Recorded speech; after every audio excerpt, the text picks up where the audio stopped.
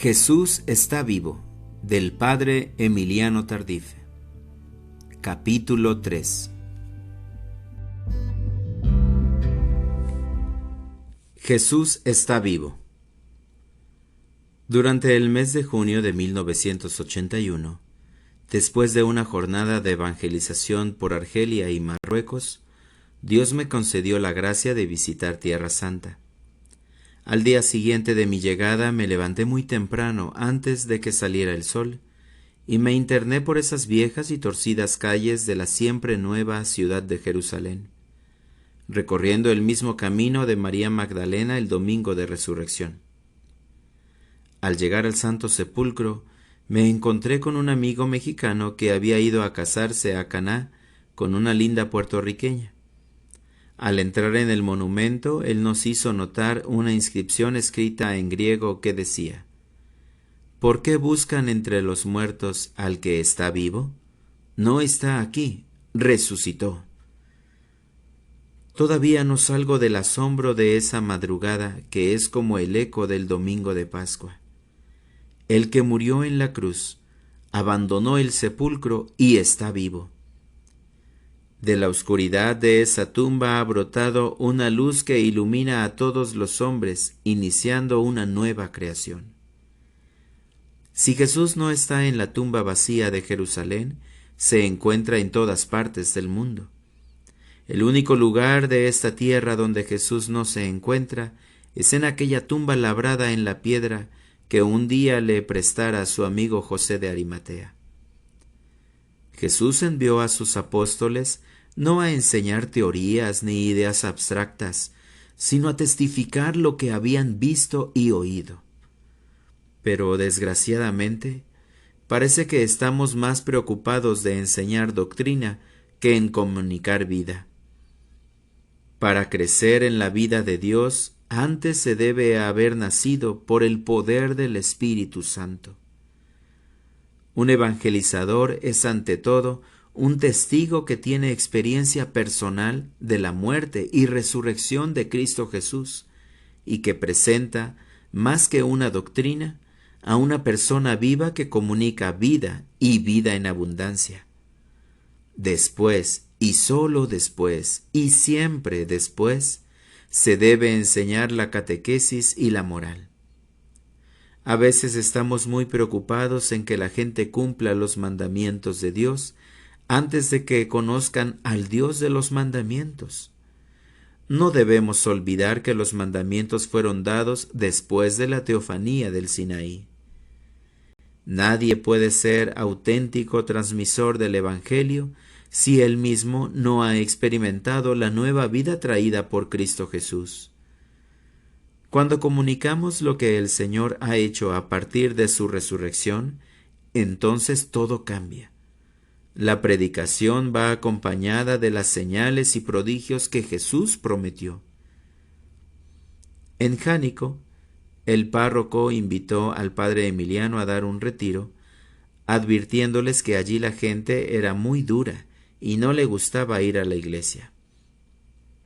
Cuando llegó la primera noche no había mucha gente, pero había allí, postrado en el suelo, un hombre que parecía un muñeco de trapo que no podía mantenerse en pie. Además, estaba tullido también de las dos manos, y no podía comer ni caminar por sí mismo. En verdad daba lástima ver a aquel hombre. En su interior el padre Emiliano pensaba: ¿para qué traen a este hombre aquí? Como lo distraía mucho con su aspecto tan lastimoso, dijo: vamos a orar por este hombre para que luego se lo lleven. Al iniciarse la oración, él comenzó a sudar y a temblar. Al verlo, me acordé que también yo había sentido un profundo calor cuando el Señor me curó.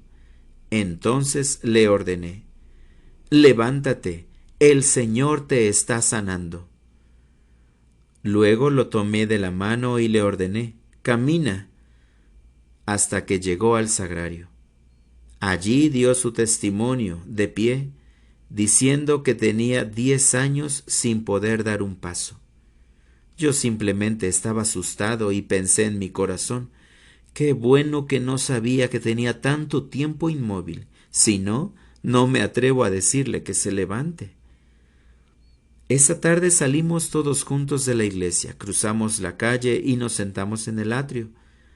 Al sentarse, añadió: Pero es que el Señor también me sanó la mano, la puedo mover. Ese tullido nos llenó el local para el día siguiente. La gente ya no cabía y estaban atrás de las persianas y de la puerta de la iglesia. El día que comprendamos el poder que tiene el testimonio, cambiará nuestra predicación. Antes yo preparaba mucho mis homilías. Estudiaba autores clásicos y leía teólogos modernos.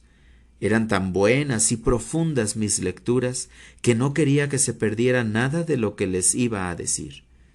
Entonces apuntaba todo en un papel y lo leía a la hora de predicar para aprovechar la riqueza de lo que quería transmitir. Sin embargo, también en eso el Señor me ha transformado. Un domingo, delante de los apuntes bien hechos de mi homilía, el Señor me dijo: Si tú, que tienes tantos estudios y has leído tanto, no eres capaz de grabártelo en la memoria solo para repetirlo, ¿cómo quieres que esta gente sencilla, que no tiene la misma preparación que tú, lo grabe en su corazón para vivirlo? Desde entonces cambié mi predicación. Ahora ya no hago otra cosa sino testificar el poder de Dios y lo que Él está haciendo, y cuento las historias del amor de Dios. He aprendido otra cosa más importante. Lo esencial no es hablar bien de Jesús, sino dejarlo actuar con todo el poder de su Espíritu. ¿Para qué queremos hablar maravillosamente de Jesús si podemos dejarlo actuar a través de nosotros? El Evangelio no es palabras. El reino de Dios es poder y fuerza que vienen de lo alto y se manifiesta entre nosotros. En una ocasión prediqué muy largo, más de 1 hora. Al final se acercó un sacerdote un poco enfadado y dijo señalando su reloj: No me gustó la conferencia del padre Tardif, pues en 67 minutos que habló de milagros y milagros, no hizo alusión a ninguno de los del Evangelio. Otra persona que lo oyó respondió: ¿Para qué hablar de los milagros de hace 2000 años si puede hablar de los que Jesús hizo en la semana pasada? Lo que me pasa es que son tantas e innumerables las maravillas del Señor, que ni todo el resto de mi vida me alcanzaría para contar lo que Dios ha hecho en estos 20 años. Por eso, cuando solo tengo 1 hora, debo contar lo más reciente. He predicado ya en los 5 continentes diciendo siempre lo mismo, porque no tengo otra cosa que comunicar.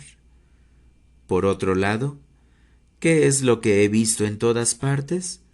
El amor misericordioso de Dios. Yo soy testigo de que Dios ama a todos los hombres de todos los pueblos y lenguas.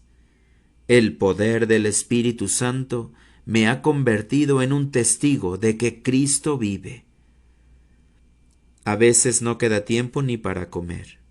Después de muchas horas de viaje y cansados, entramos directamente a trabajar.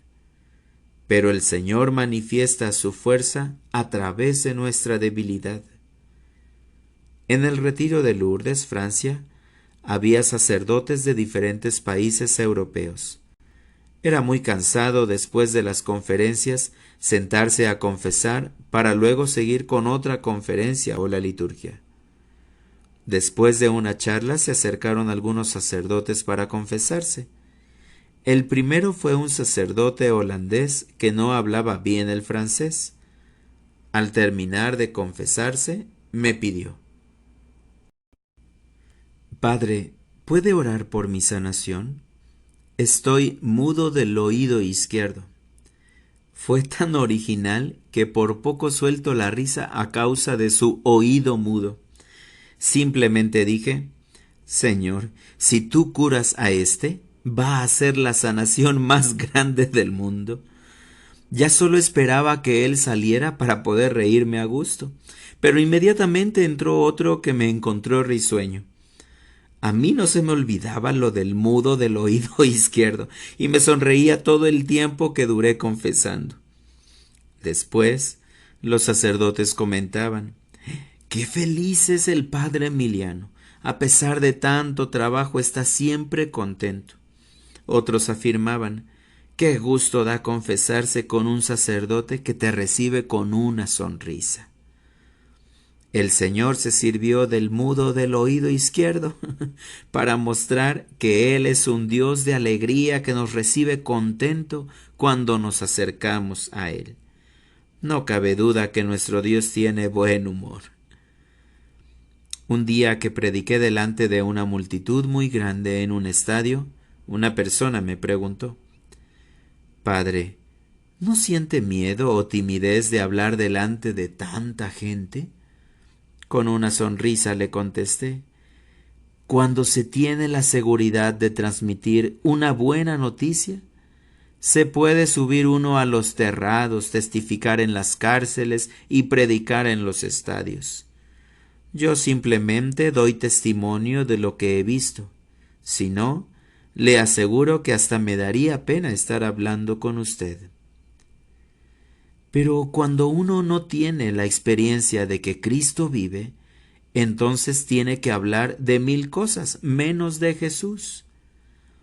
Hoy día no necesitamos un nuevo evangelio, sino una nueva evangelización, es decir, proclamar con poder y eficacia que Cristo vive, no repitiendo teorías que oímos y leímos, sino con el testimonio de la propia experiencia. Hoy día debemos evangelizar con el poder del Espíritu, acompañando nuestra predicación con los signos y prodigios que deben ser normales en la presentación del Evangelio. En el Congreso de Montreal de junio de 1977 había más de 65,000 personas que llenaban el Estadio Olímpico en la misa de clausura. Estaba el cardenal Roy, 6 obispos y 920 sacerdotes. Por otro lado estaba el alcalde de la ciudad y junto al altar había más de 100 enfermos en sillas de ruedas. Hicimos la oración por los enfermos. Todo el estadio alababa a Dios cuando de pronto una mujer, Rose Aimé, que tenía 11 años sufriendo esclerosis, se levantó de su silla de ruedas y comenzó a caminar a la vista de todos. De otro lado se puso de pie un hombre, y otro más allá, y uno más. 12 tullidos se levantaron de su silla de ruedas y comenzaron a caminar. La gente aplaudía y llenos de emoción lloraban. El mismo alcalde de la ciudad sollozaba como un niño, porque cuando Dios se manifiesta, no hay hombre grande, todos son pequeños. Él lloraba de felicidad y de emoción. Otro día el periódico principal de la ciudad decía: «Estupefacción en el Estadio Olímpico. Los cojos andan y los paralíticos caminan». Le Journal de Montreal titulaba: «Los postrados en sus camas se levantan y andan». Lo sorprendente no es que se hayan sanado los enfermos. Lo extraño sería que no se hubieran curado. Lo raro sería que Jesús no cumpliera su promesa. Recuerdo que al día siguiente me entrevistaron por televisión y me preguntaban: ¿usted no cree que todas esas curaciones se deben al contagio de masas, la emoción y los aplausos de la gente? Yo les contesté: bueno, entonces usted me tendría que explicar a mí ¿Por qué en ningún partido de béisbol o de fútbol se ha levantado ningún paralítico ni los cancerosos se sanan cuando gana su equipo favorito? La única respuesta es que Jesús resucitó y está vivo hoy en medio de nosotros. No busquemos otras explicaciones porque siempre nos perderemos.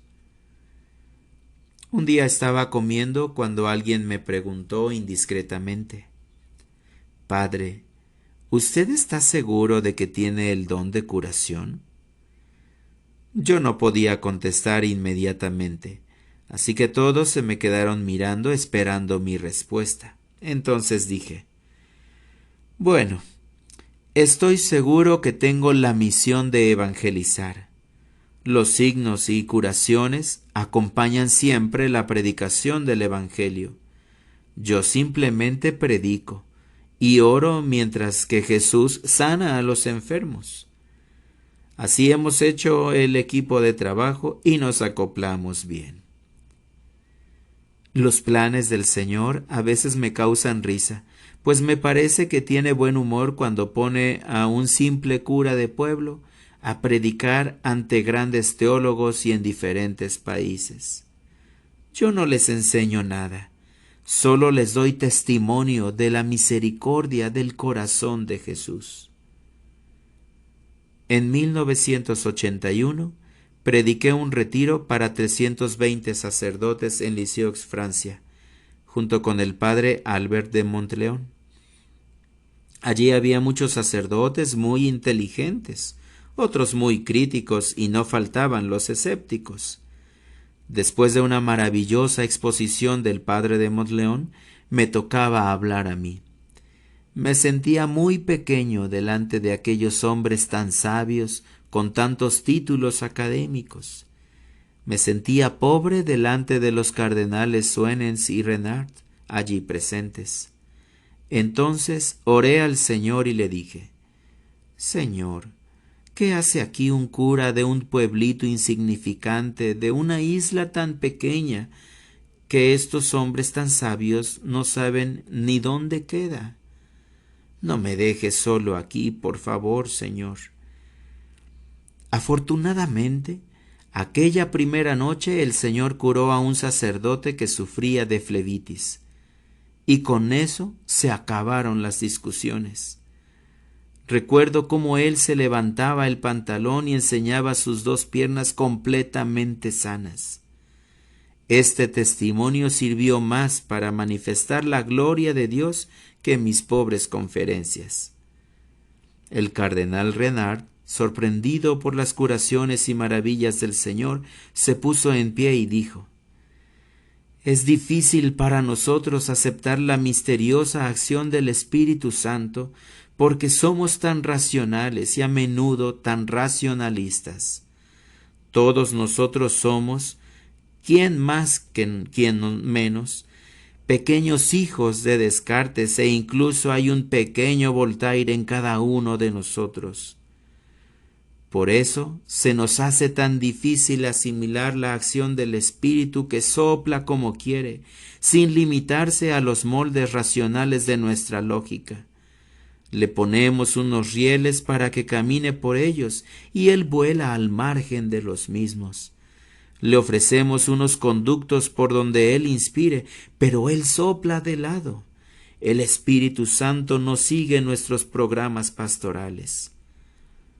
Obviamente necesitamos una metodología pastoral, pero la base de toda pedagogía de fe consiste precisamente en aceptar que nosotros no somos quienes dirigimos su acción, sino Él la nuestra. Toda metodología debe ser lo suficientemente permeable para que el Espíritu pueda usarla y hasta transformarla.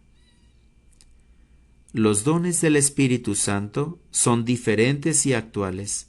Tal vez a causa de nuestro racionalismo o por falta de fe, pensamos que esos dones son asunto del pasado. El mundo actual está buscando a los hombres del Espíritu, a los profetas cristianos inspirados por el Espíritu. Pero si no los encuentra, se encaminará entonces tras los iluminados, lo cual es demasiado peligroso. La Iglesia es un Pentecostés permanente y no una racionalización permanente. Estas últimas palabras del cardenal me hacen recordar una anécdota. Un día estaba Jesús con sus discípulos y les preguntó: ¿Y ustedes quién dicen que soy yo? Simón Pedro se levantó y contestó: Tú eres la teofanía escatológica que sustenta ontológicamente la intencionalidad de nuestras relaciones subconscientes e interpersonales. Jesús abrió los ojos llenos de sorpresa y preguntó: ¿Qué? Y Pedro no pudo repetir porque se le había olvidado. No era algo que tenía en el corazón, sino solo en la mente. El mundo está cansado de escuchar teorías y florilegios literarios. Tiene hambre de las palabras vivas y eficientes que realizan aquello que contienen. La Iglesia de hoy necesita más de testigos que de maestros, decía el Papa Pablo VI. Testigos que han experimentado la nueva vida traída por Cristo Jesús. Cuenta el Evangelio de San Lucas que el domingo por la tarde regresaban de Jerusalén a Emaús 2 discípulos de Jesús. Iban tristes y abatidos porque con la muerte del Maestro habían quedado sepultadas todas sus esperanzas de restauración. El mismo Jesús se les unió en el camino y uno de ellos, llamado Cleofás, comenzó a dar una cátedra de cristología al mismo Jesús, a quien no era capaz de reconocer. Recordó vivamente cada uno de sus hechos milagrosos y palabras, narró su cruenta muerte en la cruz de la que había sido testigo todo el pueblo, pero cuando llegó al tema de la resurrección, ya no pudo dar su propia experiencia y se limitó a repetir lo que unas mujeres decían que unos ángeles habían dicho. Así hay predicadores en la Iglesia que solo repiten lo que los teólogos han escrito o sus maestros les enseñaron en las aulas, pero ellos no tienen experiencia personal de la resurrección de Cristo Jesús. Mientras no se haya tenido ese encuentro personal con Jesús resucitado, se estarán repitiendo teorías y enseñanzas que unos dijeron que otros habían dicho. Estamos llamados a ser testigos de lo que predicamos. Mas, para ser auténtico testigo, se necesita tener experiencia personal de lo que se proclama, haberlo vivido en carne propia. Un día llevaron al padre Emiliano a conocer el majestuoso conjunto hidroeléctrico de Italpú en el Paraguay. Fue impresionante. Los hombres y hasta los camiones parecían insignificantes hormigas delante de aquellas gigantescas cortinas de concreto de la presa. Se produce tanta energía eléctrica allí que alcanza para todo el país y parte del Brasil y Argentina. Al anochecer, que regresaron, le llamó mucho la atención darse cuenta que algunas casitas de los trabajadores de la planta carecían de corriente eléctrica y eran apenas iluminadas por unas tenues velas de cera. A unos cuantos metros de las turbinas y generadores más grandes del mundo no había luz eléctrica sino velas. Es que les hacía falta la conexión que les trajera la energía a sus casas. Eso mismo nos sucede a veces a nosotros. Nuestra vida, en vez de ser iluminada con energía eléctrica, la alumbramos con velas porque no estamos conectados con Jesús, que es la luz del mundo. Incluso hay quienes trabajan en las oficinas de la Iglesia, pero les hace falta la luz en sus corazones. Nos pasa como a esos turistas que frente a un hermoso paisaje sacan su cámara fotográfica, toman su foto y luego, en vez de admirar el paisaje en vivo y ser cautivados por él, se quedan viendo la fotografía de papel. Hay muchos cristianos que se han quedado con la fotografía estática de Jesús y no le conocen cara a cara, porque nunca han tenido un encuentro personal con él. Solo repiten lo que han oído o leído, pero no tienen la experiencia de su vida nueva. La vida eterna consiste precisamente en conocer, es decir, experimentar a Dios y a su enviado Jesucristo. Un verdadero evangelizador es el que presenta su testimonio personal, su experiencia propia de salvación, y puede dar fe de que Jesús está vivo, porque ha tenido un encuentro personal con Él, como los apóstoles que afirman: no podemos dejar de hablar de lo que hemos visto y oído. Hechos 4:20. Un verdadero evangelizador no es el que habla de Jesús, sino el que es capaz de presentar a Jesús vivo delante de los evangelizados, para que ellos digan como los samaritanos: ahora ya no creemos por tus palabras, sino porque nosotros mismos hemos visto y experimentado que Jesús es el Salvador del mundo. Mas nadie podrá transmitir la vida de Cristo resucitado si antes Él mismo no ha experimentado que Jesús está vivo el día de hoy. No te pierdas el siguiente episodio. Y recuerda, Jesús está vivo.